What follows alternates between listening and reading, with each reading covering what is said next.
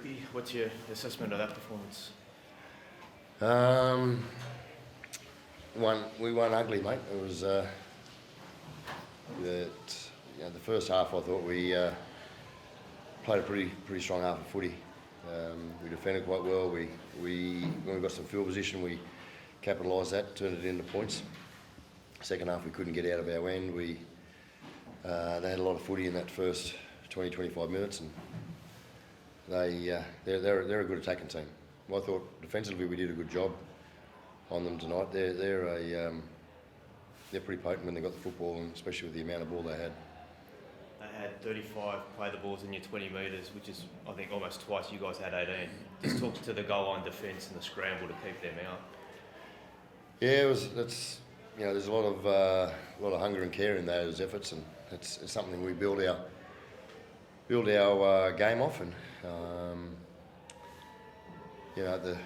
we've probably done at times there with the footy trying to get out of our end of the field, but you've got to also understand there's a lot of fatigue goes into that. You know, when you're looking at what you should be doing with the football after you do so much defence, you've got to understand there's a lot of duress and fatigue that the boys are under too. So, I'm pretty realistic in those areas, and having the ability to defend it the way they did makes you proud. Great to see him score a try, but the play a few minutes beforehand down the other end where he's held up, what seemed to be a certain try. Yeah. That's a 12-point play. That's massive. And also the strip, the two momentum in the second half. I mean, that's I don't mean to embarrass Joe, but that's what I've been saying for the last 2 years. I think he's the best front runner in the game, and those types of efforts are a lot of athleticism in those efforts, and there's a lot of Joe's leading so well, and he's got the players right on his back. He's got the players, and usually when you've got a leader and a captain the way he is, when the players are right, jumping on his back and following him, it's lovely to see. And as I say, he's a humble bloke and doesn't want this type of credit, but that's what's happening. And when I put him back on out there in the second half, I could see the mood change again. Joe, talk us through that strip. Look for a mate like Jerome's arm was literally going to the ground as you managed to rip it back up. Yeah, I was just like Stick said, just try my best to try to stop it. That's all. Nothing special. I was just trying to stop a try, and it's all the little efforts that the boys put in, and we talk about it. Stick talks about it all week. All those little efforts that we've been working on all through the year, and we're still building. I think our process and our culture at training has improved so much this year, and both staff and players are in that push as well. Ricky, I know you'll be proud of all, and it must have been a really proud moment for you when Jed went over. Yeah, it was. It was it's just. I said it on Channel 9 interview earlier. I appreciate how the players all support him, and there's a lot of pressure on him tonight, and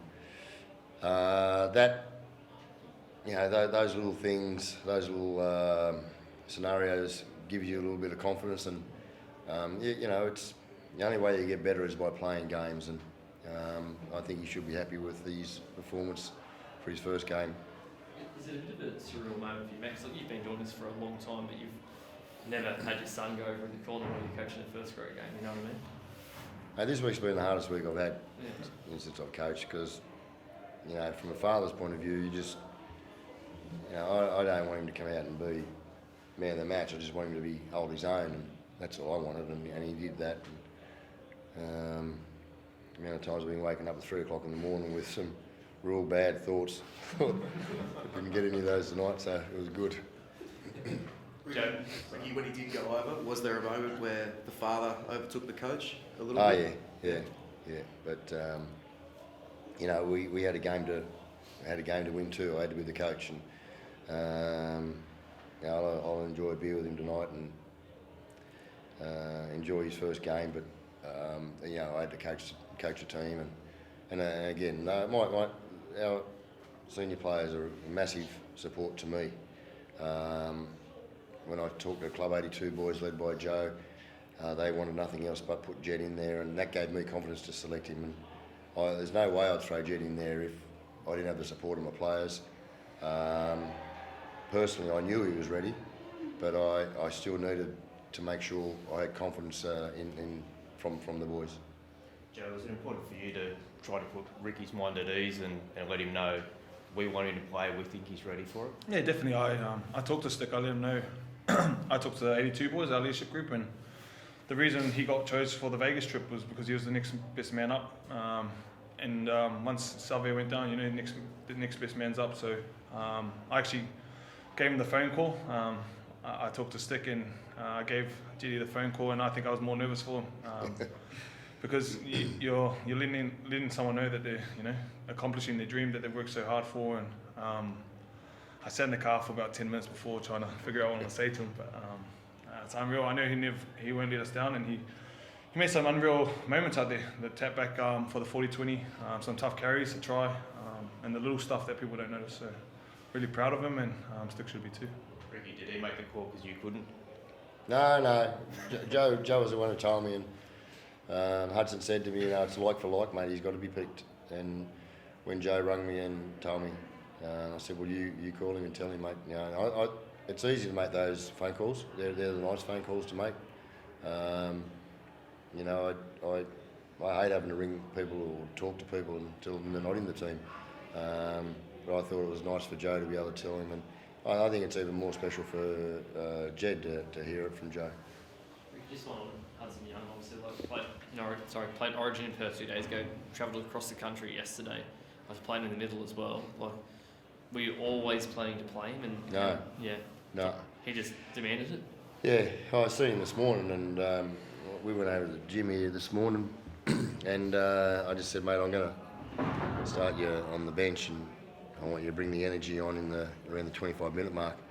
And he said, I'm physically right to go. He said, mentally and physically I'm sweet. But he said, I said, well, I'll still put you on the bench, mate. I think it's best for us because we practice with the other boys, with Simi and Hosco. He said, okay, no worries. He said, well, I just don't want to change anything. And when he said that, I thought, nor do I. So I thought, okay. And then I said to Taps and Pup, because I was, I didn't know if I was going to start red after a 5-hour plane trip yesterday, and that's where we've grown to. I say, okay, well, Papa, grab Joe and Morgan, red, and you come back and tell me who's playing, who's starting. I said to Hudson, go and grab Simi and talk to Hosco. You tell me who's starting, and that's the confidence I got in the boys I got. And, it's actually, from a coaching point of view, it's a massive help. You sleep a bit better tonight, Ricky? Hey? Will you sleep a bit better tonight? Yeah, I will. Thanks.